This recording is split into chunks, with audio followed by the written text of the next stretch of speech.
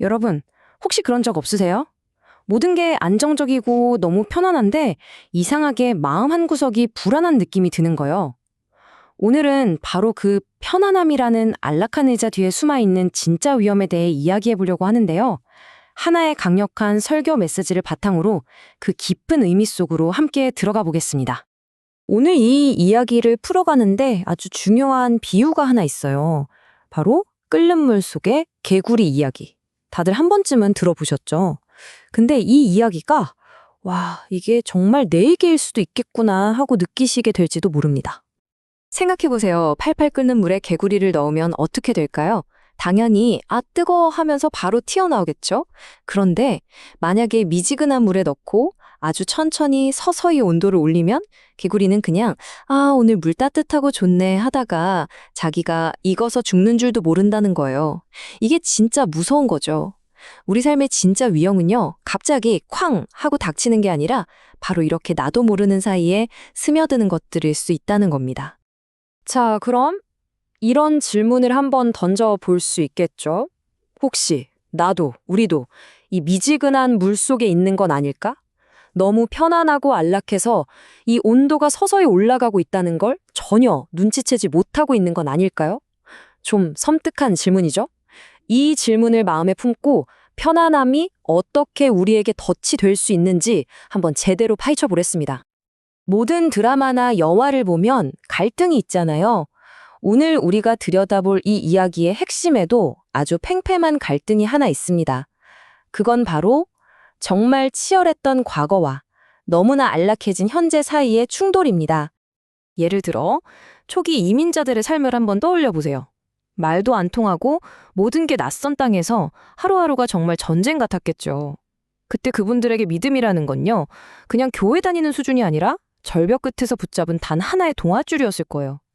그런데 참 아이러니하게도 시간이 흘러서 삶이 안정되고 자리 잡고 편안해지니까 그 절박했던 마음, 그 간절함이 점점 식어가는 거죠. 꼭 그 미지근한 물속 개구리처럼요. 근데 이게 최근에 생긴 문제만은 아닌 것 같아요.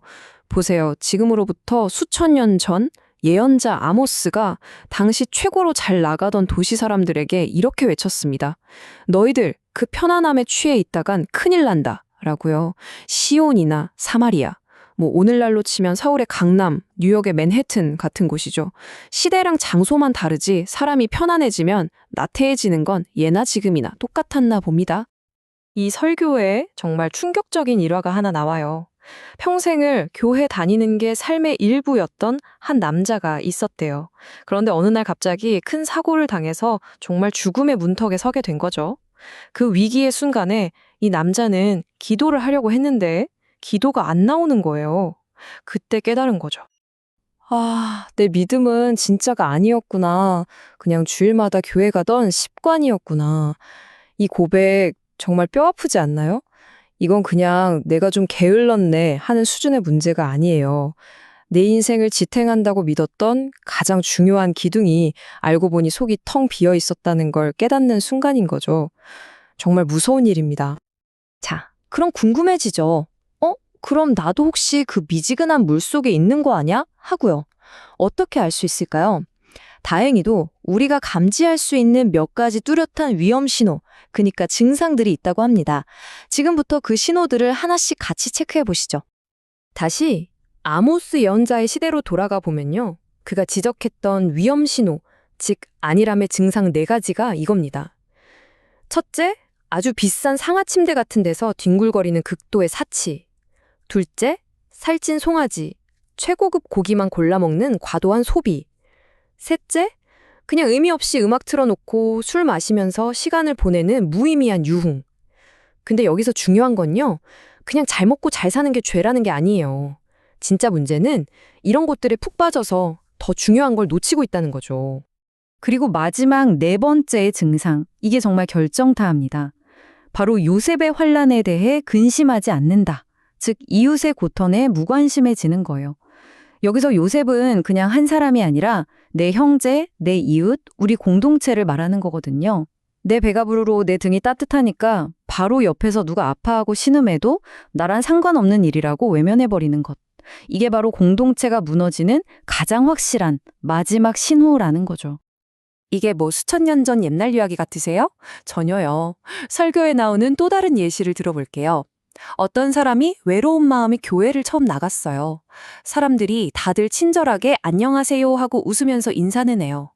그런데 딱 거기까지인 거죠.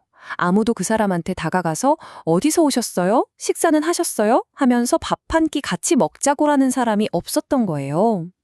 수많은 사람들에게 둘러싸여 있는데도 투명 인간이 된 기분. 이게 바로 현대판 친절한 무관심의 모습 아닐까요? 이렇게 마음이 점점 무뎌지고 무관심해지면요, 사람들은 자연스럽게 눈에 보이지 않는 믿음이나 가치보다는 당장 눈에 보이고 손에 잡히는 것들에서 안정감을 찾으려고 해요. 뭐 든든한 성벽 같은 거죠. 하지만 설교는 경고합니다. 그 성벽, 사실은 언제 무너질지 모르는 모래성일 수 있다고요. 여기서 정말 무서운 표현이 등장합니다. 신이 자신을 두고 맹세했다고 말해요. 이게 무슨 뜻이겠어요? 내 모든 걸 걸고 약속하는데 너희가 자랑하는 그 궁궐들 내가 다 미워한다는 거예요. 이건 그냥 경고가 아니에요. 더 이상 물러설 곳이 없다는 최종 선언 같은 거죠. 그 옛날 사람들이 그렇게 믿고 의지했던 궁궐과 요새. 자, 그럼 질문을 바꿔볼게요. 오늘날 우리가 믿고 의지하는 궁궐은 뭘까요? 어쩌면 내가 가진 집, 내 직장, 아니면 은행 잔고, 자녀들의 성공, 내 건강? 네, 맞아요. 우리는 이런 것들에서 안정감을 느끼죠. 좋은 집, 든든한 직장, 성공한 자녀, 노후를 보장해줄 연금. 오해하시면 안 돼요. 이런 것들 자체가 나쁘다는 게 절대 아닙니다. 문제는 뭐냐면 이것들이 어느새 내 삶의 주인이 되어버리는 거예요. 이거 없이면 난 끝이야 라고 믿는 순간 그게 바로 나를 미지근한 물에 가둬두는 현대판 궁궐이 된다는 겁니다. 그렇게 열심히 쌓아 올린 나의 성, 나의 궁궐. 그 끝은 뭘까요? 설교의 바탕이 된 성경 본문은 아주 단호하게 말합니다. 큰 집이든 작은 집이든 예외 없이 박살낼 것이다. 이건 그냥 부자들만 망한다는 얘기가 아니에요. 내가 전적으로 의지했던 그 무엇이든 그것이 한순간에 와르르 무너져 내리는 날이 온다는 거죠. 지위나 재산과 상관없이 모두에게요. 자, 여기까지 들으시면 좀 암울하게 느껴질 수도 있겠네요. 진단만 잔뜩 늘어놓은 것 같고요. 하지만 희망이 있습니다. 다행히도 이 뜨거워지는 냄비에서 뛰쳐나올 방법이 있어요. 이 설교는 아주 명확하게 세 가지 행동 지침을 우리에게 알려줍니다. 이 안일함이라는 중력을 이겨내기 위한 3단계입니다. 첫째, 깨어나기. 내가 지금 미지근한 물속에서 잠들어 있다는 걸 인정하고 정신을 차리는 거죠. 둘째, 버리기. 나를 안심시켰던 그 거짓된 안전장치들, 그 헛된 자부심을 과감히 내려놓는 겁니다. 그리고 마지막 셋째, 가장 중요한 행동하기. 생각만 하는 게 아니라 이웃을 향해 구체적으로 몸을 움직이는 거예요. 왜 이 행동이 그렇게 중요할까요? 여기 이 구절이 그 답을 줍니다. 행함이 없는 믿음은 그 자체가 죽은 것이다. 머릿속으로 아무리 좋은 생각을 하고 마음으로 굳게 믿는다고 해도 그게 삶으로, 행동으로 이어지지 않으면 그건 그냥 죽은 믿음이라는 거예요. 생명력이 없다는 거죠. 그렇다고 해서 뭐 갑자기 세상을 구하는 영웅이 되라는 건 전혀 아니에요. 설교가 말하는 행동은 지극히 평범하고 작은 것들입니다. 예를 들면 이런 거죠. 그냥 말로만 믿어라 하지 말고 내 삶으로 가족에게 보여주는 것. 아, 저 사람 외로워 보이는데 하고 생각만 하지 말고 그냥 전화를 거는 것. 식당에서 혼자 밥 먹는 사람이 보이면 용기 내서 옆자리에 앉아주는 것. 교회에 처음 온 사람에게 따뜻하게 말을 걸어주는 것. 바로 이런 작은 관심, 작은 움직임에서부터 모든 변화가 시작된다는 겁니다. 결국 이 설교가 전하려는 메시지는요, 우리를 겁주려는 게 아니에요. 오히려 그 반대입니다. 괜찮아, 아직 늦지 않았어. 지금이라도 깨어나면 돼. 라는 희망의 메시지인 거죠. 우리가 아무리 안일함에 빠져 있었고 자주 넘어졌어도 괜찮다는 거예요. 다시 시작할 기회는 언제나 우리에게 주어져 있다는 아주 따뜻한 약속입니다. 자, 이제 마지막 질문 하나가 우리 각자에게 남았습니다. 한번 스스로에게 조용히 물어보셨으면 좋겠어요. 나의 믿음은 혹은 내가 가장 소중히 여기는 가치는 지금 이 순간 내 안에서 뜨겁게 살아 움직이고 있나요? 아니면 그냥 아무런 감흥도 없이 반복되는 익숙한 습관일 뿐인가요? 이 질문에 대한 답은 다른 누구도 아닌 오직 여러분 자신만이 내릴 수 있습니다.